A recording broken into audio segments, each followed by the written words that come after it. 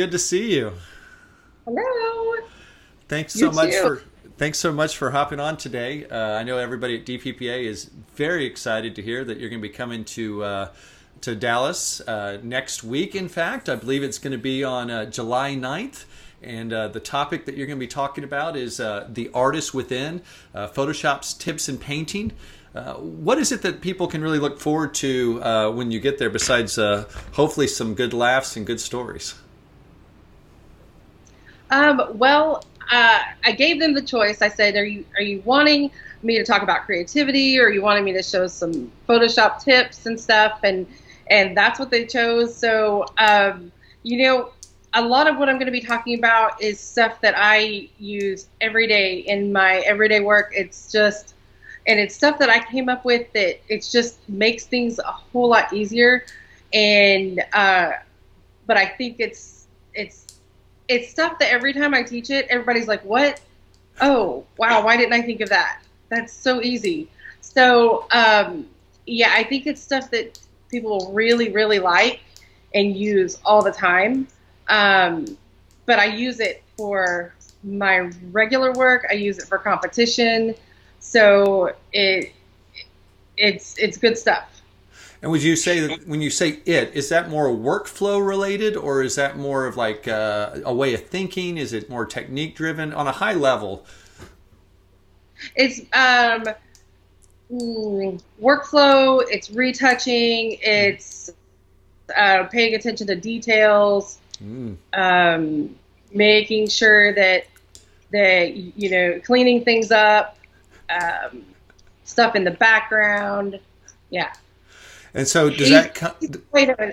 Really easy way to enhance images, like Uh-huh. quick, easy way to enhance images. And do you Yeah. think that that's stuff that came about because I believe you're also an affiliate juror for PPA, if I have that And, correct? Yep. And is that and stuff that you think you even started learning a bit of watching out for because of being a juror, or is that something from being a competitor yourself, or is it something that you just realized because of what your clients were noticing in your work? really, like all of the above, because when you enter, and you know it from experience as well, when you enter and they bring something out and tell you, "Oh, this is a flaw," and you go, "Oh yeah, that is a Oh, flaw," you don't make that same mistake again.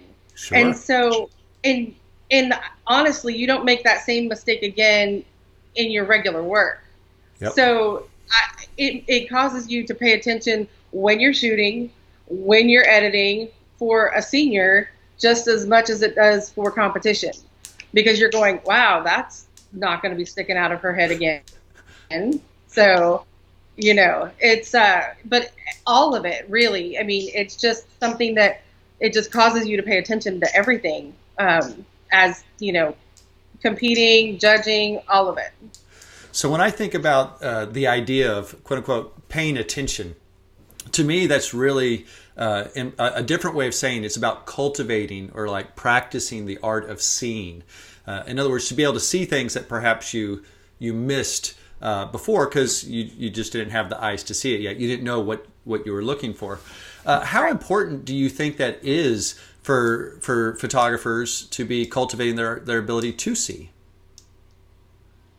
Oh, I think it's really important, because the more that you can see it, the more that your work becomes stronger.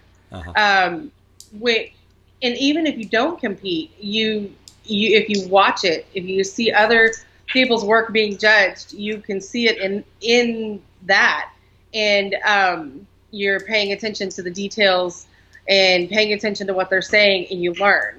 Yep. And you see those things, and you can change what you're doing wrong.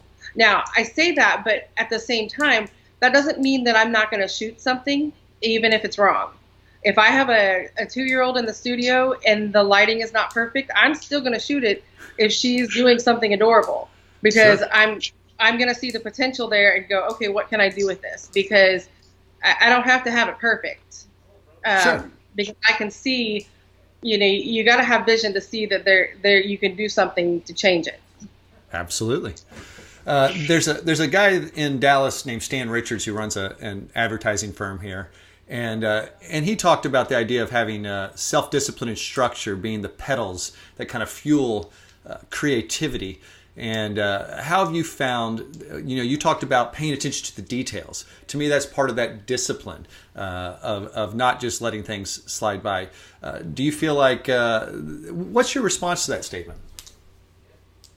So as an example, I got my master's on my kids and my clients. Uh-huh. Now, I know they tell you should not, enter your kids, but of course mine are beautiful, so why they've not? always done. Who says why not? But it wasn't intentional. I didn't do it because I thought, I want to get it on just them. It was because I was lazy.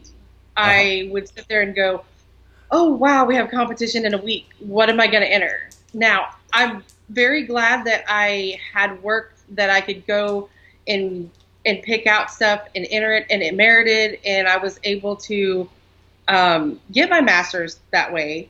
But again, I was lazy with it. I was very, very last minute, and I would get an 82 and I'd be like, why didn't I score higher? Well, that's because I didn't put anything into it. Yep. So I very, very last minute did it. After I got my master's, I was like, like no pressure now.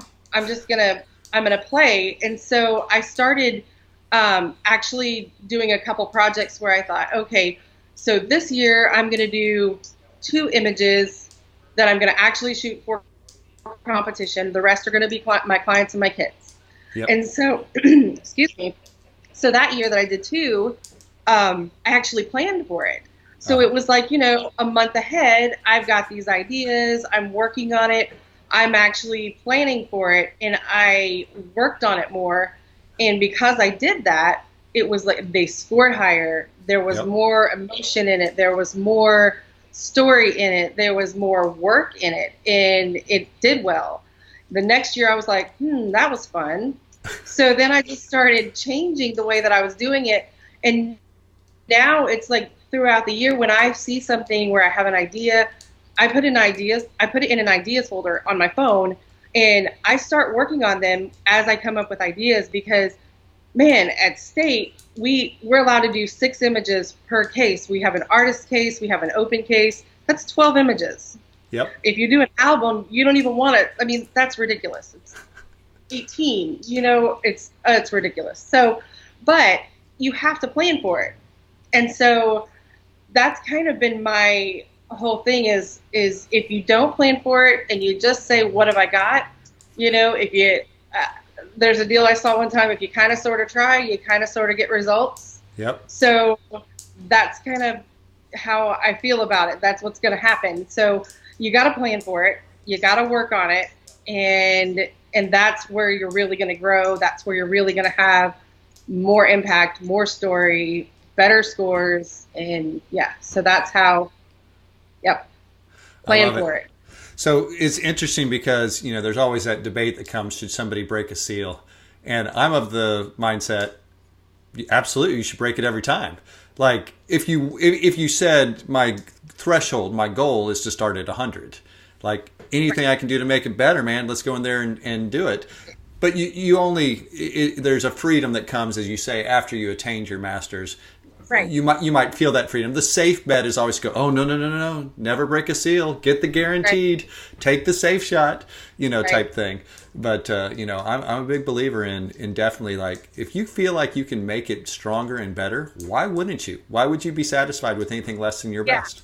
And you say that, and this year, I think this will be my first year to break a seal. Yeah. I don't think I've ever broken a seal before. And I think I'll be breaking several. Yeah. And it's not necessarily because I was fine with my scores, but I know that they can be better because they brought out things that I agreed with. So exactly. And I'm like, why not? Yeah, fix it. Yeah, yep. Make the change. I love it. Well, and especially because you had educated eyes that were seeing your work and pointing out things to you that maybe you'd missed. Great, let's do it. Yeah. So here's a quick question for you. How do you think being a judge for PPA and, of course, going through competition, how do you think that the things that you've learned there have made it into your everyday client work? Is it all inclusive, or would you say it's oftentimes with client work, it's a little nugget here, or it's a little thing there? You know, maybe there's not time, as you said, when you have the 2-year-old in the room to go, I'm going to make the lighting perfect. I see the potential in it. You know, do you find that it's more like that, where just little things come to mind when you're with your clients and doing everyday shoots? Or do you think it's, no, fundamentally, it's almost like you're making a print competition entry every time you do a client's job? I think it's a little bit of both, because I am going to shoot I'm going to shoot like I'm going to shoot regular.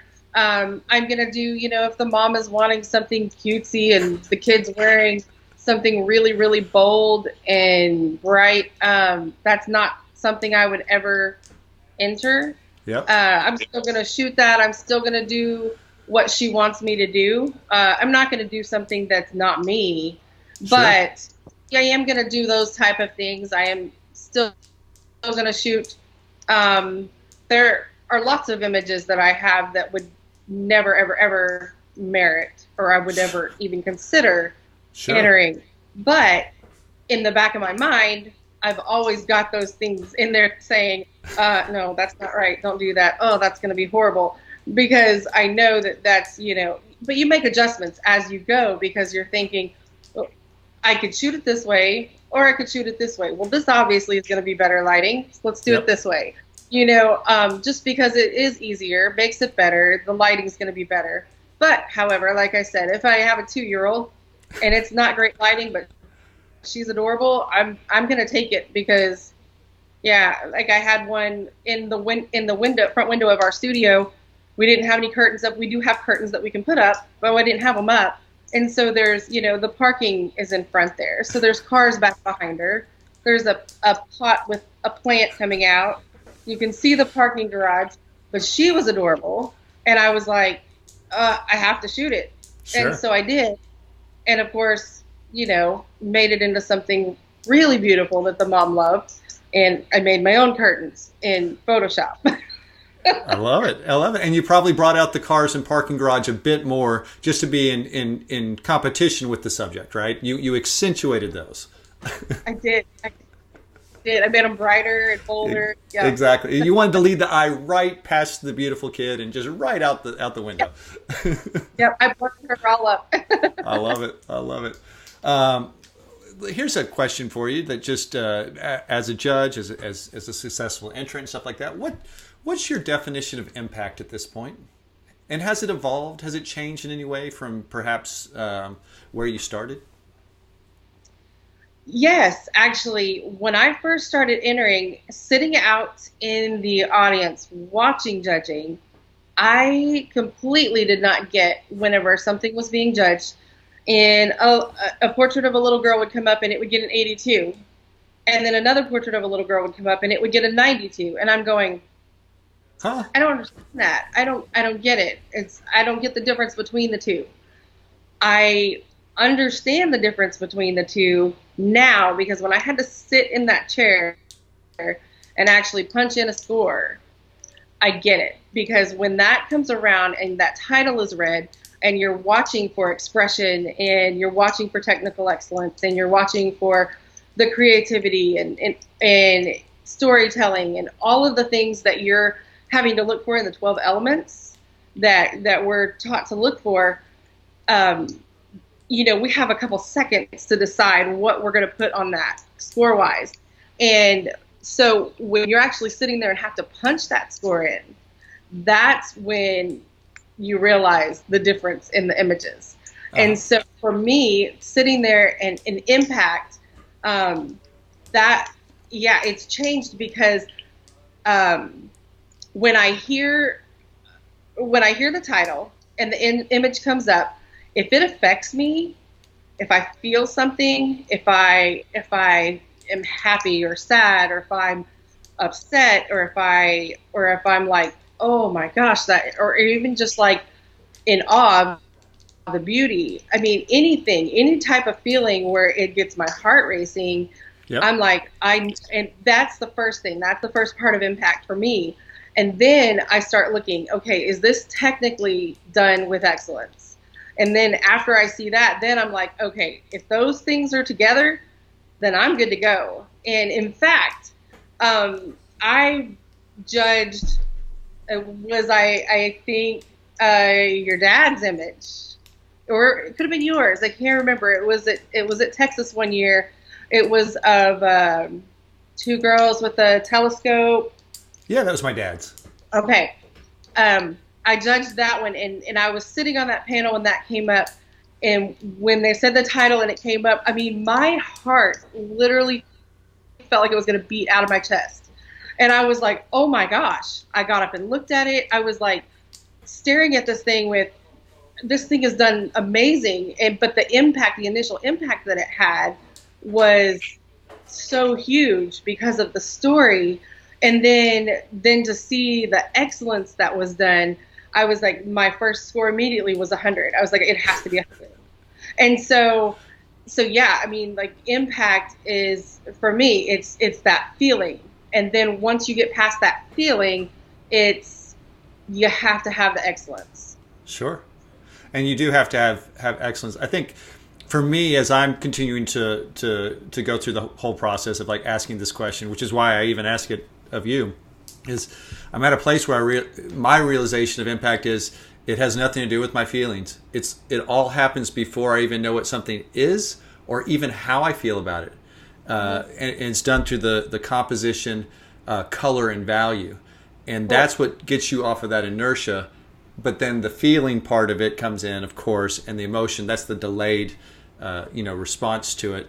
But when you can get to the point of baking in feeling into a picture for people and even get that emotional response out of them, you certainly know that you're on your way. And if, as you say, if the technical can hold up, and to me the other part is subject matter.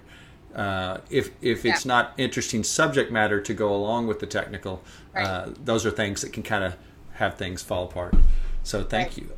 So I guess along those lines, as a judge or as a photographer, when you just look through a magazine and you see advertising or whatever, where do you see most pictures falling short or falling apart from the like ideal version? Like when you always look at it and you think, oh, if they'd just done this thing, it could have been better.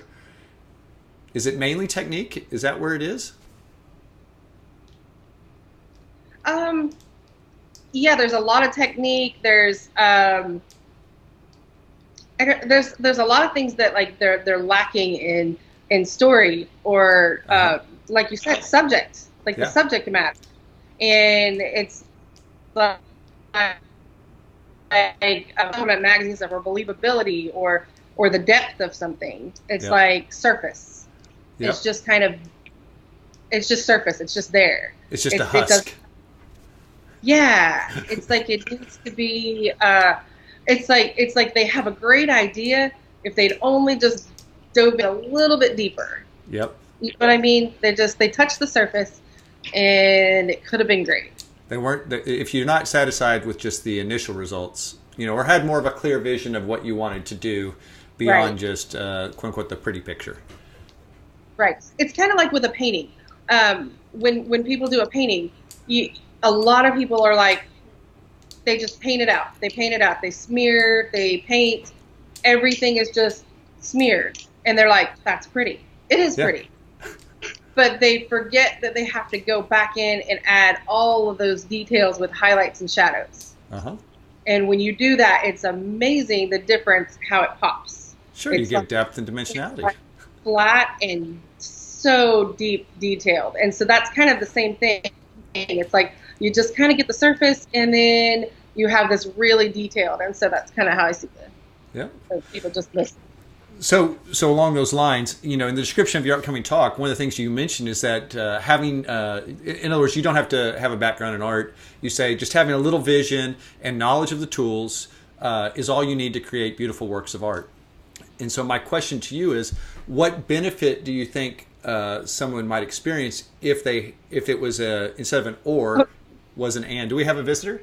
We do have a visitor. Hi. I'm so sorry. Hey, are you here for an appointment? It's Mandy. Hi. Hey, Mandy. Hi, Mandy. Luke Edmonson. We're doing a Skype interview. Oh. Okay, I'm sorry. What was your question? So you talk about in your description of your talk, you say having a little vision and knowledge of tools is all you need to create beautiful works of art. And I'm asking you if somebody had a bit of an understanding of the principles of art and design to go along with that technical and the vision, what benefits you might see coming together in that? Well, it's huge. It's just even a little bit of knowledge. Like I said, if you know, even with what I said before about highlights and shadows, even if you know, I mean, as photographers, we know lighting. So we know, how that light is supposed to look, how, how you don't want that flat light. You don't want it just to look all washed out. You want to see the depth in an image. It's the same thing with art. So, if you study art and you see that you have depth in an image, it's the same thing. And so if you for people that are like, well, I don't know art. Well, you actually do. I mean, because it's the same type of thing. So you learn those things, and when you study your own work, even you look at how you light something, then you're doing that. You just have to figure it out through the other way. Whenever you're highlighting and doing shadows and things like that, it's but it's easier to learn than some people think. It's like one of the things I'm going to talk about when they're like, well, I can't even draw a stick figure. I'm like, okay, see, that's hard for me to believe because you can write your name. And it literally means that they can't play hangman. And I mean, who wants to go through life believing that they can't play hangman? Right. I'm like, do you write your name? Because I think you have to. You have to sign things. So I'm pretty sure you can. So, and that's one of the things I show is you don't have to be able to draw these major things. You literally can draw a couple lines and then paint it, and it's easy. And so that's one of the things that I'm going to show. And I promise it's easier than people think. Well, I think this is a great place to stop. Thank you so much for your time today. We can't wait to have you in Dallas next Tuesday, and look forward to seeing you there. It's going to be awesome. I'm excited.